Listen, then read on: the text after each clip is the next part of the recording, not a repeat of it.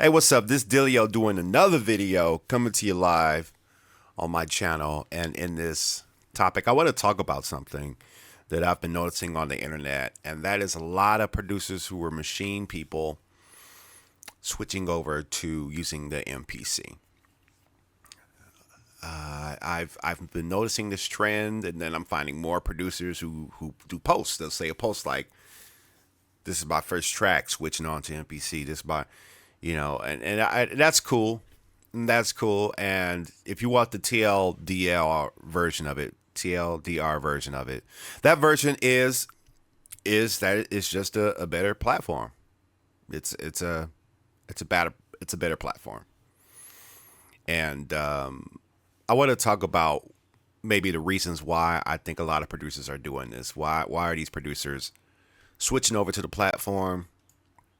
And what's that all about? And we have to remember that these platforms that we use to make music don't define us as producers, but I know a lot of us do. Sometimes it's very easy to slip down to that slippery slope of letting that define you. Oh man, my MPC, man, you ain't no real producer if you ain't got the right sound coming up. So therefore that should define you as a music producer. You know what I mean? Fuck that. Okay, so, sorry. Anyway, company support. I think one of the reasons that I think machine users may be switched over to MPC is because of the company support.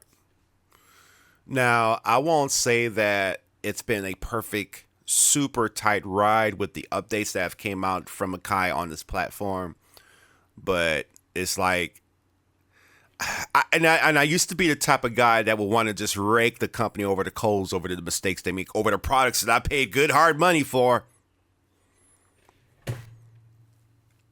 I used to kind of be in that school of thought.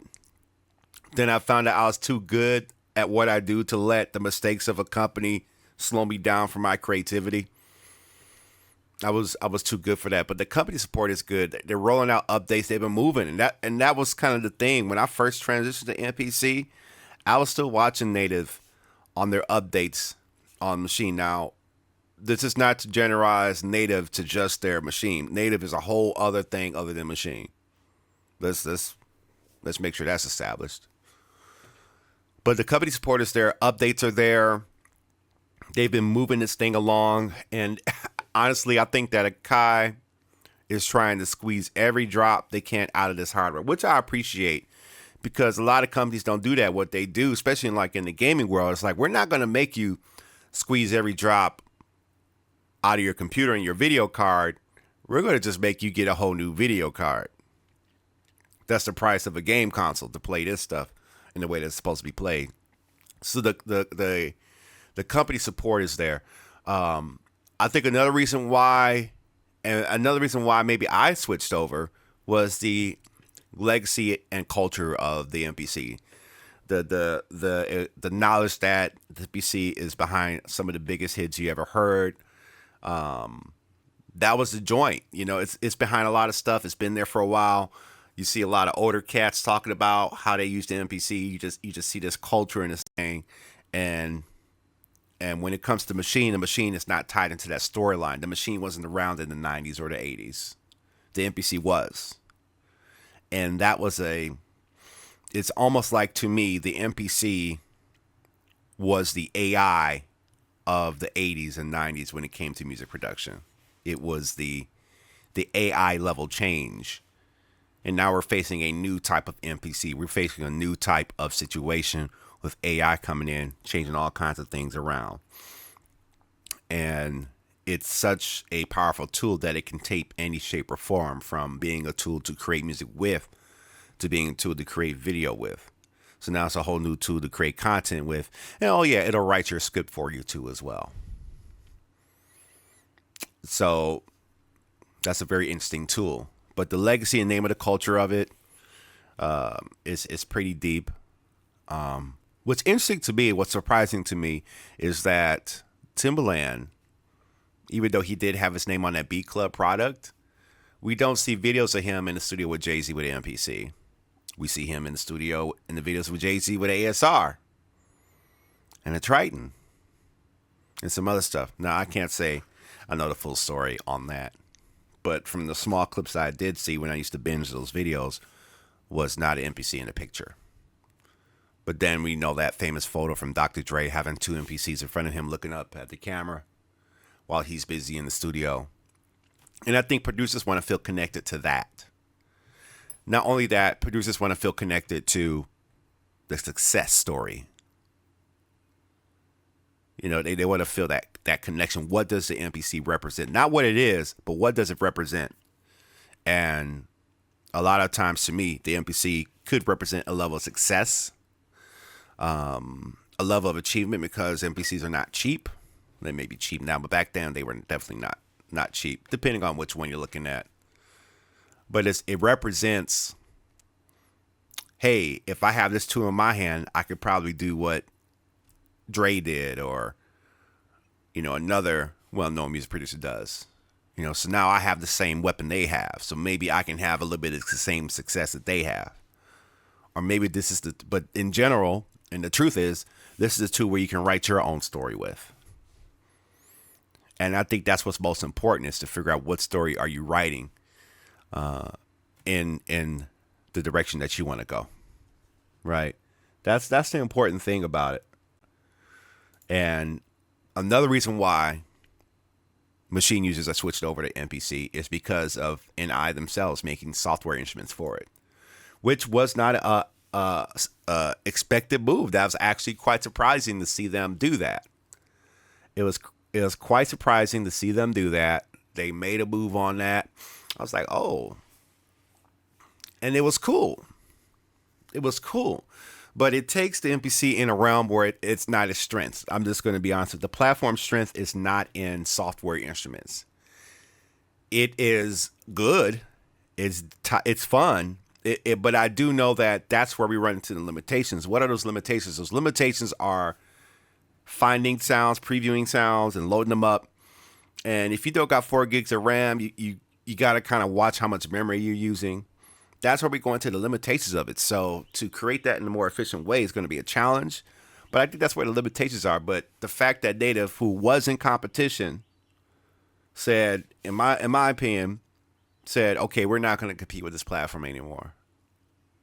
This is like Sega saying, okay, we're done with the Dreamcast. We're just going to make games for other consoles. We're going to put Sonic on the PS5 or PS4 or PS3, whatever it was. I don't know the whole story. We're going to put Sonic on maybe the PC. We're going to put Sonic on Nintendo products. But we're going to step out of the console game. And Sega was killing on it. That Dreamcast, when it came out, was killing. But they had issues there and challenges there. So they had to move a little differently. Another reason why Maschine users are getting or switching over is that they're putting their pride aside. They're saying, okay, I'm not a Maschine guy. Oh, I'm a Maschine guy. I'm Maschine to, and I used to be about that, because I think we in a world where you're kind of looking for validation or some sort of recognition. It's like, okay, yeah, this is what I use, man. And you get, and when you feel good about yourself. You feel like you're skilled. You feel like you're special when you're cranking those beats out and you bob it right there on that tool that you want to use. You feel like you are the man. You know, you feel like, or the woman if you're a lady producer. You know, you're feeling good about that. And so the interesting thing about the pride thing is that I think there's a lot of more people who have MPCs that have not came out to the world. And honestly, it's none of our business, right? But secretly, they may be known as Maschine guy, but behind closed doors, they tapping on the MPC. And I think the final reason for this video is that it's a new, inspiring experience. When you're learning a new piece of gear, here's the thing: you got this area between the start and the finish of understanding the device that you have when you're creating music as a music producer. And so in between that, you're in this journey and process. You're looking for that thing to do exactly the way you want it to. But when you finally find that clicking position and it finally clicks, it's like, okay, I could do this. And then you find it's a new inspiring experience. Like even for me, sometimes if I've been on the MPC for a while FL Studio will feel like a new and inspiring experience because I'm creating music differently and I see music differently on that platform. I have a whole screen with a whole DAW view in front of me, right? I have a much more refined software experience. The software experience of the FL Studio is light years ahead of the software experience on the MPC. That's the reality. Now, I can still use MPC software.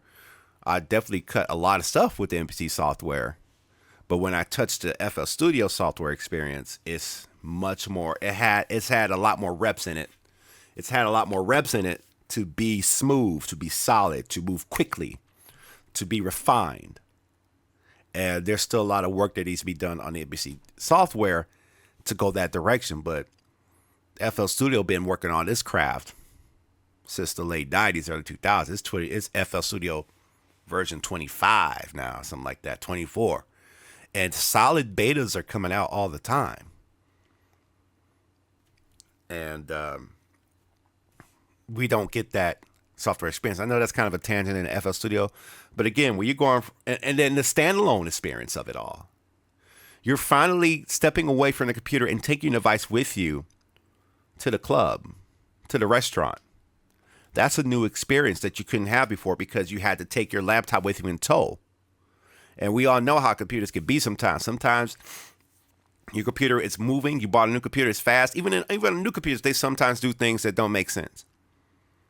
And so now you have a device that's fully dedicated just to one thing, making music, which is a rarity in this day and age because everything is so computer and desktop and laptop based.